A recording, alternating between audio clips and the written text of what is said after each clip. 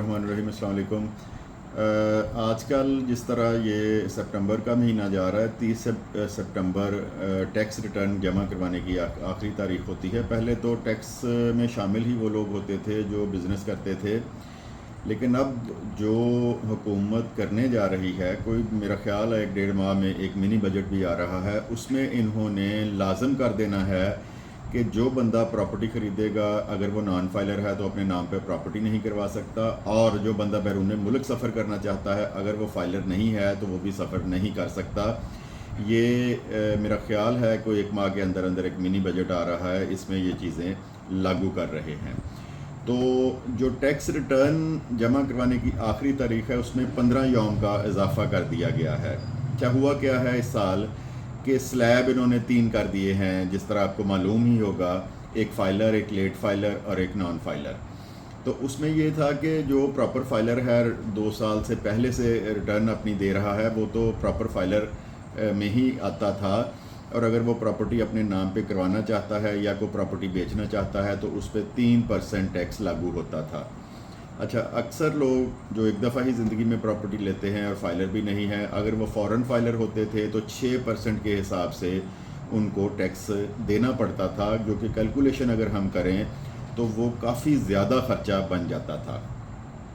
आज की वीडियो में आपको बताने का मकसद ये है कि एक अफवाह चल रही है कि जो बंदा 2 रिटर्नें पिछली यानी 23 और 24 की रिटर्न 15 अक्टूबर तक जमा करवाएगा, तो उस सूरत में 15 अक्टूबर के बाद वो रेगुलर फाइलर ही में शामिल होगा।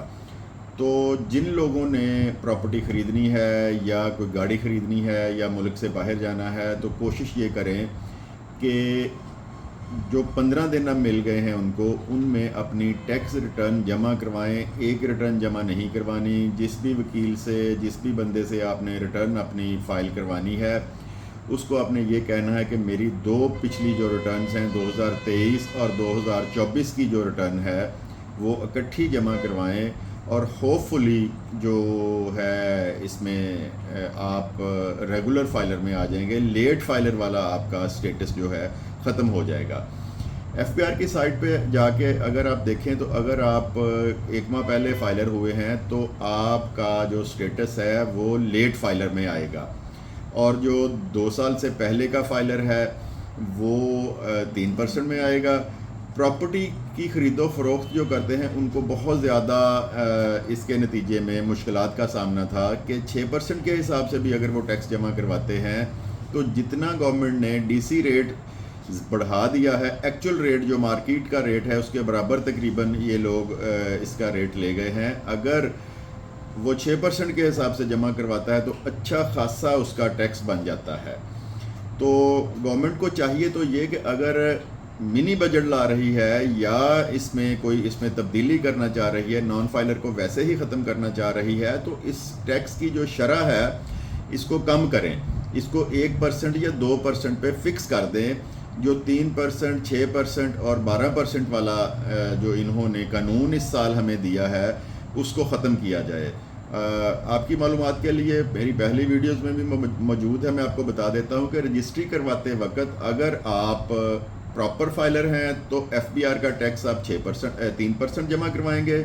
अगर आप फॉरेन फाइलर होते हैं तो लेट फाइलर में आएंगे, उस सूरत में आप 6% टैक्स जमा करवाएंगे। और अगर आप नॉन फाइलर अपनी रजिस्ट्री करवाना चाहते हैं तो उस सूरत में फिर जो आपकी FBR का टैक्स है रजिस्ट्री के ऊपर, अगर आप ख़रीदार हैं तो 12% जमा होगा, और अगर आप फ़रोख्त कर रहे हैं तो उस सूरत में फिर आपका जो टैक्स है वो 10% जमा होगा।